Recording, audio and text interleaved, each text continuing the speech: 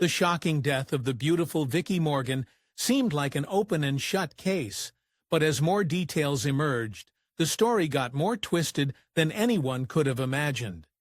Vicky Morgan was the kind of woman people fell in love with instantly. Her lovers were numerous and legendary. Her kinky exploits could make a sailor blush. She stole the heart of a powerful businessman and had the American government itself take notice. Vicky Morgan lived loud and large her whole life until it was too late. Discover the sordid history of America's beautiful bad girl. Victoria Lynn Morgan was born on August 9, 1952 in Colorado Springs to Constance and her Air Force husband, Delbert. But this was no happy family. Delbert Morgan ran away with another woman before Vicky even turned 1. He left Vicky without any positive male role model growing up, a vacuum that would haunt her for the rest of her life. Things seemed to turn around for Vicky when Constance married Ralph Laney, a good-hearted factory man, in 1956. The family moved to the L.A. suburb of Montclair, California, giving Vicky some much-needed family structure. But in 1961, tragedy struck. Ralph suffered a massive heart attack and didn't survive. Vicky could only pick up the pieces of her former life and do her best to carry on, though her world was going to get worse before it got better. Without a husband to help pay the bills, Constance had to pick up the slack. She took a job as a cafeteria worker in the local high school. The pay was mediocre at best, and funds were always meager in a 5-person single-parent household. But the family managed to survive. Still, Vicky spent much for childhood days wanting more money, more attention, and more love. And she would do whatever it took to get it. By the time she became a teenager, Vicky no longer lacked attention, especially from the opposite gender. She may not have been the strongest student in her grade, but at 5'10", with blonde hair and dark cat-like eyes, she certainly stole the spotlight. But all that male attention came at a steep cost. At 16, Vicky discovered that she was pregnant. All at once, it seemed like Vicky had lost her chance at a bright future. The family sent her to a Catholic home for girls to carry out the rest of her pregnancy and to hide the scandal from their small town. She brought her new baby, a son named Todd, back to her mother's house when the realization dawned on her. She wanted more out of life than this, but there was one problem. She didn't know how to escape. Vicky wanted to be an actress. She wanted fame, fortune, affection, even adulation. She figured that the best place to start would be the bright lights of Hollywood. She started working as an usher in a theater on Hollywood Boulevard, hoping that someone might see her star potential. Little did she know that someone was just around the corner. His name was Earl Lamb. He was a well-to-do clothing manufacturer.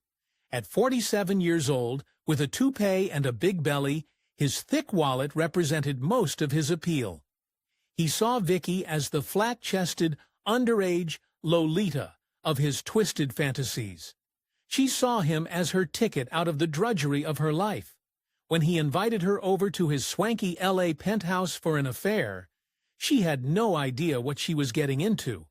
Lamb showed Vicky the ritzy, star-studded version of L.A. that she could barely fathom from the heights of his West Hollywood penthouse. He wined her and dined her and gave her all the attention that the 16-year-old had lacked all her life. And when Lamb proposed only a few weeks after their first meeting, Vicky didn't hesitate. She said yes. They flew off to Las Vegas and married that day. It was only after that Vicky would discover his dark secret. Lamb didn't want to keep their intimacies limited to the privacy of their bedroom. He was an active member of L.A.'s swinging scene and expected Vicky to participate with him. Excited by her underage looks, Lamb dressed Vicky up as a naughty schoolgirl and took her to join all the craziest soirees in the city's underbelly, whether she wanted to be there or not. Lamb was sweet and caring when Vicky participated in his kinky play, showering her with all the affection and attention she could want. But he turned mean and violent if she ever said no. Vicky felt trapped. she lashed out by going to the seedy nightclubs and parties on her own. When Lamb caught her there, leaving with another man, he took her outside and punched her senseless. Vicky wanted nothing more than to escape. Soon, the opportunity presented itself. She ran into him while walking outside of the Old World restaurant on Sunset Boulevard. His name was Alfred Bloomingdale, heir to the Bloomingdale fortune, and he couldn't take his eyes off of her. "You look like a tennis player," he said out of the blue. "I have a daughter about your age, and she's looking for a tennis partner." She gave him her number, not knowing that this encounter would forever change her life. After a few minutes of small talk, Bloomingdale gave Vicky a present that left a major impression. A check made out in her name for $8,000. "Just an impromptu gift," claimed Bloomingdale, "a pick-me-up for a pretty girl whose smile lightened up a boring day." Lamb was more suspicious, however, seeing the check as leverage to secure her favors for the future. Either way, the gift left Vicky intrigued. Vicky soon heard back from Bloomingdale. He called her phone, day after day, almost 20 times a day, insisting that they have lunch together at the same restaurant where they met. No matter how many times Vicky refused, Bloomingdale wouldn't hear it. After 3 weeks, his campaign proved successful. That lunch began a love affair that shaped the course of both their lives. Bloomingdale's love came at the cost of his kinks. On their second lunch date, he brought along a working girl named Samantha to show Vicky exactly what he wanted. An S&M session for his eyes only. Vicky, after her marriage to Lamb, remained unfazed. He drove the two girls to meet Mistress K, a dominatrix at his place on Sunset Plaza. When everything was said and done, Bloomingdale was hooked. Bloomingdale became obsessed with his new lover, asking to see her 3 times a week at his place for his salacious sessions. But even that wasn't enough. Bloomingdale wanted Vicky all to himself. He called Earl Lamb and offered to pay him to divorce his wife. Lamb needed little convincing. He approached his lawyer to file an alienation of affection suit. Vicky was Bloomingdale's problem now. Now that she was his full-time mistress, Vicky started calling the shots of their S&M adventures. When she told Bloomingdale that she found Mistress K unattractive, he found a parade of new ones more to her liking. She hired 15 prostitutes for his 54th birthday in 1970. But when she admitted that the full-time S&M lifestyle wasn't for her, he started attending therapy for his Marquis de Sade syndrome. For exclusive perks like early access to new videos, priority replies to your comments, and to have your say on future content, consider becoming a Factor Nape member. On top of that, your support helps keep the channel going. Click the link in the description for more details. She had Bloomingdale wrapped around her finger.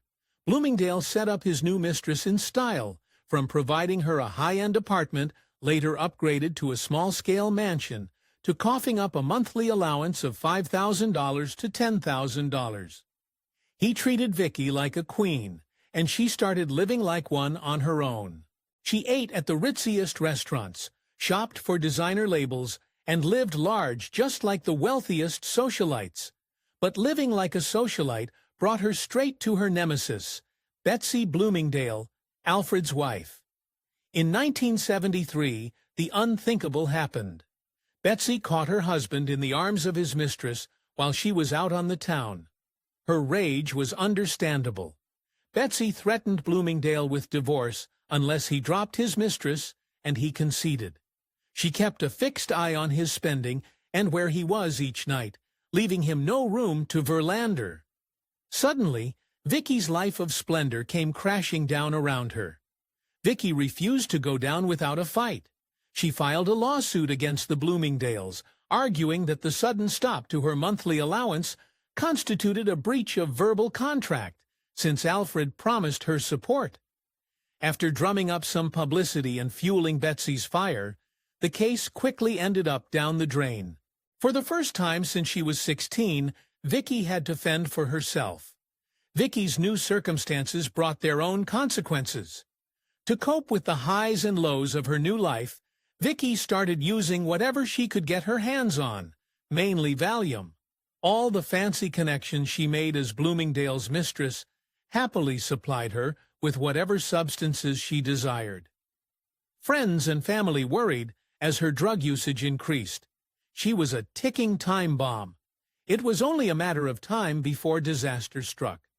Without Bloomingdale footing her rent, Vicky moved to a much smaller apartment that she shared with a string of gay roommates to split the costs. Meanwhile, she branched out. She spent some time in 1974 at Greyhall, Bernie Kornfeld's pleasure-filled palace in Beverly Hills, the alternative to Hugh Hefner's Playboy mansion. She also purchased a set of breast implants that she thought would help her land modeling gigs. Whatever life would bring her next, she'd be ready for it. Surprisingly, life brought her a husband next, a thoroughly age-appropriate actor named John David Carson. The two married in 1975 in Las Vegas out of the blue, with only his mom and the witness settling back in L.A. as newlyweds. But Carson soon learned the truth about Vicky Morgan. She wouldn't let something as simple as marriage tie her down to one person. In 1976, Vicky traveled to Morocco for a shady modeling gig. She soon discovered the ruse for what it was, a ploy to get her into the bed of King Hassan II, ruler of Morocco. She agreed to the secret affair, visiting Morocco twice that year to entertain the monarch himself. Vicky Morgan left the Middle East with many gifts from the royal family, but returned to a husband who couldn't live with her infidelity. Their marriage ended as quickly as it had begun. Vicky wasn't alone for long. With the dissolution of her marriage, Bloomingdale came knocking at her door once again. She gave him 2 rules before allowing him back into her life: no more call girls and no more group play. Bloomingdale happily agreed. Once again, he set her up in a house, this one in Stone Canyon Reservoir, where she lived most of the year with Todd. But Vicky wasn't yet finished with other men. In 1978, Vicky was alone during the Christmas season when she bumped into an old friend and former lover from Greyhall, Robert Schulman, a well-to-do real estate developer. For the 3rd time in her life, she spontaneously darted off to Vegas and married him in a quick ceremony. Schulman was a decent man who deeply cared about his bride, but he couldn't compete with the other man in her life. Schulman did his best to create a real future with Vicky, but it seemed impossible with Bloomingdale hovering at the edges of their lives. The final straw came when a desperate Bloomingdale offered to pay the real estate mogul $1 million to take off for good. Even after all these years, he wanted Vicky to himself. Schulman saw the writing on the wall. He gave his bittersweet goodbyes and left. After the dust of her 3rd marriage settled, Vicky had her most shocking affair yet, with Princess Joahir, called Jay, daughter of the Saudi Arabian King Faisal. She met Jay through her Moroccan connections, and the princess found Vicky just as intoxicating as Lamb and Bloomingdale did. Their affair landed them on a luxury cruise to Hawaii when things started to get out of hand. The yacht trip to Hawaii was an endless party, the likes of which Vicky had never seen before. She'd been around the block, but the carnal pleasures offered were beyond anything she'd ever encountered, and Vicky indulged in it all. Things got so out of hand that the captain terminated the cruise before even reaching Hawaii. By the end, Vicky was high out of her mind and barely keeping it together. She needed to stop before it was too late. Luckily, Vicky had the chance to recover from all the intoxicants and indulgences of the last 10 years. In 1979, she checked herself into a mental health center in Beverly Hills, where they diagnosed her with addiction and depression. At the center, she got the treatment she needed and a community to support her. But some members of that community posed more danger than others. He was Marvin Pancoast, a 29-year-old gay man with schizophrenic tendencies and a history of suicide attempts. Despite his mental instability, he remained a visible part of the mental health center community and became the best of friends with Vicky. The medical team thought that their friendship benefited them both. Tragically, they were wrong. Vicky emerged from the facility in a more stable state of mind, only to have the rug pulled out from under her. She learned that Bloomingdale, now a vital financier for the Reagan administration, received the bleakest of diagnoses from his doctor. He had throat cancer and only a few months to live. Vicky and Bloomingdale cleaved to each other, committing to spend that time together. Bloomingdale saw his diagnosis as an opportunity to take up with his mistress once again. He reinstated her allowance at $10,000 to $18,000 a month and spent his days with Vicky at his side, both in and out of the hospital. But even more shocking, he dictated 2 letters in February 1982 that willed half of the profits from one of his business deals to Vicky following his passing. A will that his wife did not care for. By the time that Betsy discovered the renewed monthly payments and letters of intent in June, it was too late. She couldn't argue with a man on his deathbed. The sting of humiliation hit her with full force. Betsy took swift action. She halted Vicky's monthly allowance and rescinded the deal in its tracks, leaving the mistress with nothing. In Vicky's eyes, this was a declaration of war, and she was quick to retaliate. Armed with California's best palimony attorney, Marvin Mitchelson, Vicky slapped the Bloomingdales with a lawsuit for over $11 million in order to secure the money that Alfred promised her. The case and its 231-page deposition on all the gory details of the affair became a massive media spectacle and an embarrassment to the Reagan White House. But the fight was far from over. Vicky may have won the battle, but Betsy and her legal team aimed to win the war. They defined Alfred's letters of will as contracts for prostitution, legally null. They smeared Morgan's character, calling her a greedy bimbo eager for the last pennies in Bloomingdale's pockets. Betsy further fueled the flames by calling her a little child, dependent on men to make her decisions. But there was yet more heartbreak headed Vicky's way. On August 23, 1982, in the middle of the court case, Alfred Bloomingdale lost his fight against cancer, and Vicky could hardly bear the devastation. In a narcotic-fueled rage, she called up the LA Times and ranted about Betsy. She buried him like a dog. Vicky felt the walls were closing in around her, and she didn't know what to do. Still, the worst was yet to come. Vicky received the news about her lawsuit on September 26th. The judge dismissed her case. Calling her no more than a well-paid mistress, he described any agreement between her and Bloomingdale as non-binding because of the involvement of prostitution.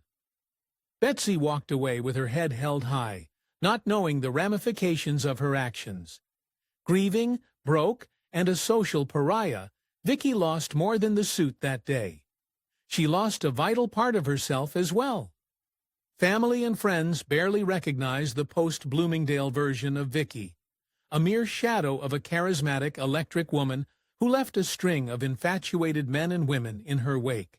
With nothing left of Bloomingdale but memories, Vicky slid further and further down the spiral of depression, until she could barely see the light. Financially, Vicky found herself in hopeless straits. Most of her savings went to cover the costs of her high-powered attorney. She sold her jewelry and her Mercedes from Bloomingdale to keep her head above water, and drummed up some interest in her upcoming tell-all book on her various sexcapades. But it wasn't enough. Desperate, she reached out to an old friend to help her out. A fatal mistake.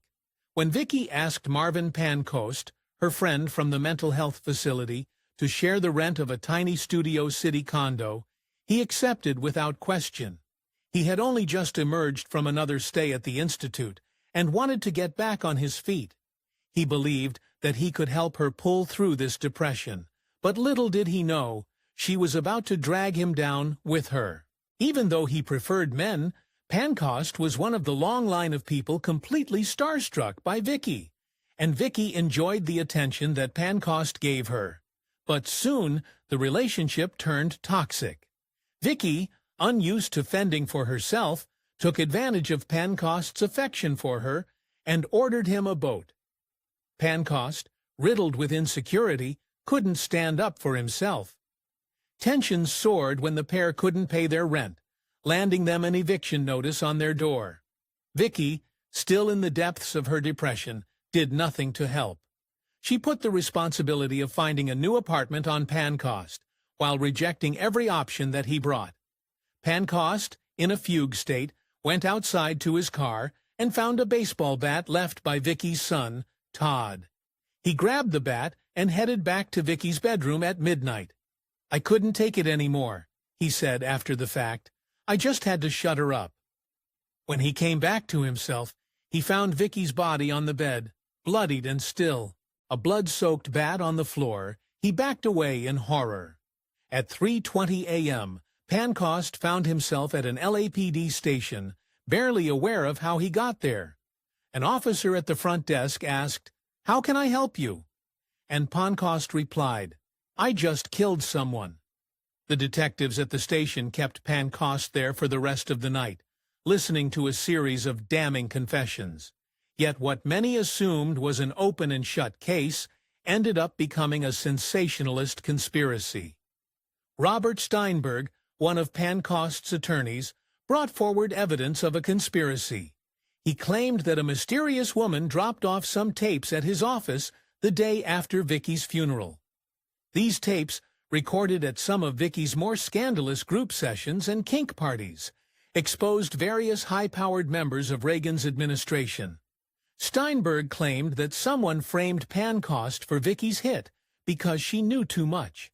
The Vicky Morgan tapes garnered massive media coverage and public speculation, paired with Pancost's unbloodied appearance at the station and the lack of fingerprints on the bat. He'd planted a firm doubt in the jury's mind whether Pancost was at fault. But when the prosecution pressed Steinberg to produce these tapes, he claimed that someone had stolen them. With no proof that the tapes ever existed, Steinberg himself even faced charges of contempt. Without the key evidence of the Vicky Morgan tapes to prove the conspiracy, the jury assumed Pancost's guilt by default. Though he made a plea of insanity, they deemed him capable of understanding the immorality of his actions and therefore legally sane. The jury sentenced Pancost to 26 years in prison, which is where he was when he succumbed to his AIDS-related illness in 1991. That is going to bring us to the end of the video. If you enjoyed this Fact in 8 video, give it a thumbs up and subscribe for more incredible stories. Want to stay in who we cover next? Join our membership program through the link in the description for exclusive perks. Your support means everything to us. Thanks for watching, and we'll see you in the next one.